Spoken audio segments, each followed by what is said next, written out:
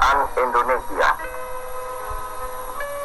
Hal-hal yang mengenai pemindahan kekuasaan dan lain-lain diselenggarakan dengan cara saksama dan dalam tempo yang sesingkat-singkatnya.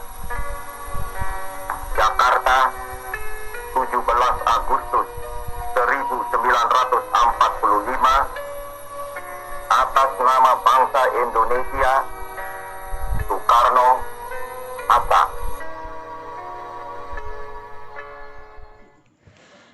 Tahukah kalian bahwa teks proklamasi yang dibacakan tadi dan teks Sumpah Pemuda menggunakan ejaan Van Ophusen atau ejaan Republik Swandi? Saya dari Prodi Pendidikan Matematika UIN Sumatera Utara membuat video pembelajaran ini berdasarkan ujian tengah semester mata kuliah Bahasa Indonesia dengan dosen pengampu Ibu Junaida MTD. Baiklah, di sini saya akan membawakan materi ejaan dan tanda baca. Sebelumnya saya akan memberi tujuan dari pembelajaran ejaan dan tanda baca ini. Berikut tujuan pembelajaran pada hari ini, yaitu yang pertama, mengetahui tanda baca pada suatu kalimat, karena setiap kalimat itu pasti memiliki tanda bacanya sendiri. Dan yang kedua yaitu menentukan ejaan berdasarkan EYD. Seperti yang sudah kita ketahui, ejaan tersebut sudah disempurnakan. Baiklah, yang pertama kita harus mengetahui pengertian dari ejaan. Ejaan yaitu memiliki arti penggambaran bunyi dari suatu kata kalimat yang tersusun dari tulisan huruf-huruf. Selain kalian harus mengetahui pengertian, kalian juga harus mengetahui fungsi dari ejaan tersebut ada. Nah, yang pertama, fungsi ejaan itu adalah sebagai landasan pembakuan kata bahasa. Yang kedua, ejaan itu juga sebagai landasan pembakuan kosakata dan peristilahan. Yang ketiga, sebagai alat menyaring unsur-unsur bahasa yang masuk. Udah tahu kan pengertian dan fungsi dari ejaan yang akan kita gunakan? Nah, selain itu, ejaan juga terbagi menjadi 5 loh. Yang pertama itu ada ejaan Van Ophusen, yang kedua ada ejaan Republik Swandi, yang ketiga ada ejaan pembaharuan, yang keempat ada ejaan Melindo, yang kelima ada ejaan baru yang saat ini kita gunakan. Nah, baiklah, kita akan membahas dari ejaan yang pertama, yaitu ejaan Van Ophusen. Ejaan Van Ophusen ini ditetapkan pada tahun 1901 oleh C.H.A. Van Ophusen, sesuai dengan namanya ya pastinya. Nah, ejaan ini berlaku sejak ditetapkannya dan tersusun secara sistematis. Contoh dari ejaan ini adalah huruf U yang diubah bacaannya menjadi OE, seperti Surakarta menjadi Surakarta. Nah, ejaan Van Ophusen ini juga digunakan pada masa reformasi dan pembacaan proklamasi. Oke, yang kedua ada ejaan Republik Swandi. Nah, ejaan Republik Swandi ini diresmikan pada tanggal 19 Maret 1947 yang diketuai sendiri oleh Mr. Swandi, sesuai dengan namanya pastinya kan. Nah, ejaan ini sedikit jauh berbeda dari ejaan Van of Fusion, namun tidak semuanya berbeda. Seperti huruf U, Oe yang dirubah menjadi huruf U lagi, dikembalikan. Dan kemudian Mr. Suwandi ini menggunakan kata berulang boleh dengan menggunakan angka 2, tidak dengan kata hubung. Juga ada ejaan pembaharuan. Ejaan ini didirikan oleh panitia ejaan pembaharuan bahasa Indonesia berdasarkan SK Menteri Pendidikan, Pengajaran dan Kebudayaan pada tanggal 19 Juli 1956. Nah, ejaan ini sudah direncanakan untuk memperbarui ejaan sebelumnya, yaitu ejaan Republik Suwandi. Nah, ejaan pembaharuan ini juga hanya menyederhanakan huruf-huruf gabungan konsonan menjadi huruf yang sederhana. Keempat, ada ejaan Melindo yang merupakan akronim bahasa Melayu dan Indonesia. Nah, membahas Melayu berarti kalian sudah tahu dong Melindo dari mana. Nah, ejaan Melindo ini terbentuk dari kerjasama dua negara, yaitu Indonesia dengan Malaysia. Maka terbentuklah ejaan Melindo yang lebih sempurna lagi. Nah, yang terakhir ada ejaan baru. Ejaan baru ini adalah ejaan rintisan dari ejaan Melindo yang dikembangkan di Malaysia dan diresmikan pada tanggal 19 September 1967. Nah, ejaan baru ini sebenarnya masih memuat banyak komentar negatif dari masyarakat.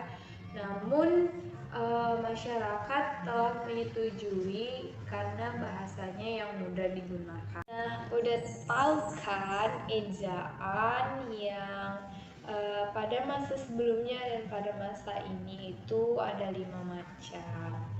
Nah, sekarang kalian harus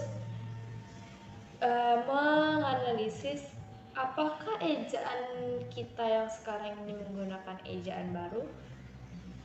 Selain kita membahas ejaan, sesuai judul kita juga membahas tanda baca. Nah, ini sudah pasti kalian temui di bangku sekolah dasar, ya kan?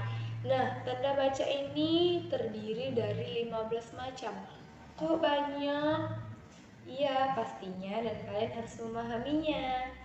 Tanda baca ada 15 macam, diantaranya yaitu tanda baca yang pertama yang sering banget kalian jumpai itu adalah tanda titik. Nah, tanda titik biasa ditemukan di akhir kalimat untuk mengakhiri suatu kalimat. Tahu nggak, tanda titik itu juga dapat memisahkan angka pada waktu seperti 18.00. Nah, berikut juga tanda titik digunakan dalam angka bilangan menyebutkan ribuan seperti 20.000, 20.000. Yang kedua ada tanda koma yang sering kalian jumpai pastinya kan. Nah, tanda koma ini sering dipakai dalam unsur-unsur pengurutan atau perincian dan pembilangan, seperti saya membeli sebuah kertas, koma, pena, koma, penggaris, koma, dan penghapus. Nah, yang kedua, tanda koma ini juga digunakan dalam menyangkal kata seperti tetapi, koma, oleh karena itu, koma, namun, koma. Nah, tanda koma juga sering kalian jumpain pada daftar pustaka ketika kalian membaca buku. Yang ketiga ada tanda titik koma yang sering juga digunakan untuk memisahkan bagian-bagian suatu kalimat yang sejenis dan setara. Sepertinya malam sudah semakin larut, titik koma dan pekerjaan juga belum selesai. Nah, yang keempat adalah tanda titik dua yang digunakan untuk pernyataan yang lebih rinci. Nah, titik dua ini juga digunakan untuk teks drama. Pada teks drama tersebut bertuliskan pelaku, kemudian titik dua baru berupa dialognya. Nah, yang kelima ada tanda hubung yang digunakan untuk menghubungkan kata berulang seperti rata-rata. Keenam ada tanda pisah. Tanda pisah ini hampir sama dengan tanda hubung, namun tanda pisah digunakan untuk penyisipan kalimat yang berada di luar bagian kalimat tersebut. Dan bisa juga tanda pisah ini berarti sampai, seperti 1950 sampai, itu menggunakan tanda pisah. Nah, selanjutnya ada tanda elipsis. Nah, tanda ini dipakai dalam kalimat yang terputus-putus atau pernyataan yang ingin dijawab, maka elipsis itu artinya kosong. Nah, selanjutnya adalah kalimat tanya, pasti digunakan untuk bertanya. Nah, selanjutnya juga ada tanda seru yang digunakan untuk memerintahkan, seperti tuliskan beberapa nama hewan. Nah, itu digunakan dalam sebuah pertanyaan juga, namun menggunakan tanda seru yang berupa perintah, artinya kamu harus menuliskan nama hewan tersebut. Ya, ada tanda kurung yang digunakan sebagai kalimat keterangan atau penjelasan, seperti kakak. Nah, dalam kurung itu berarti kartu keluarga. Nah, selanjutnya ada tanda kurung siku, yang dimana tanda ini digunakan untuk menganalisis kesalahan dalam sebuah naskah. Nah, yang selanjutnya juga ada tanda petik. Kalian sering temui tanda petik ini dari naskah dialog. Nah, selanjutnya ada tanda petik tunggal yang digunakan dalam terjemahan makna, arti, dan istilah tertentu. Yang ke-14 ada tanda garis miring. Nah, kata ini bisa digunakan sebagai kata ganti atau gantian. Nah, garis miring ini juga sering kita jumpai pada pembuatan nomor atau pembuatan surat pada nomor.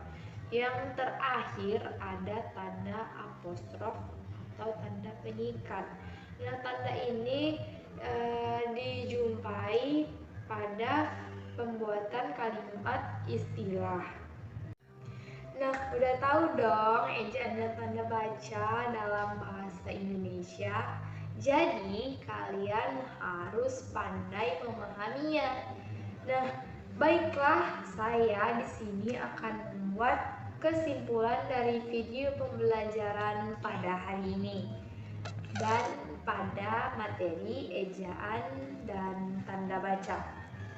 Baiklah, kesimpulan yang pertama, ejaan itu memiliki pengertian penggambaran bunyi bahasa berdasarkan suatu kalimat dan peristilahan.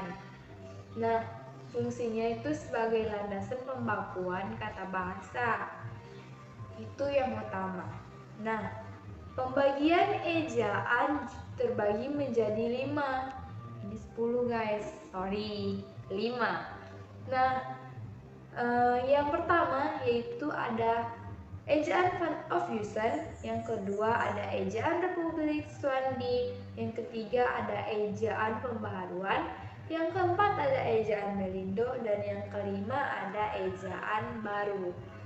Nah, tanda baca sendiri ada 15 yang harus kalian ketahui.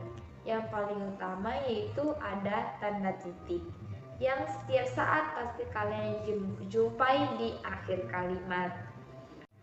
Baiklah, setelah saya sudah menjelaskan dan kesimpulan juga sudah saya berikan kepada kalian, saya mohon kerjasamanya. Jangan lupa like dan subscribe and share video pembelajaran saya.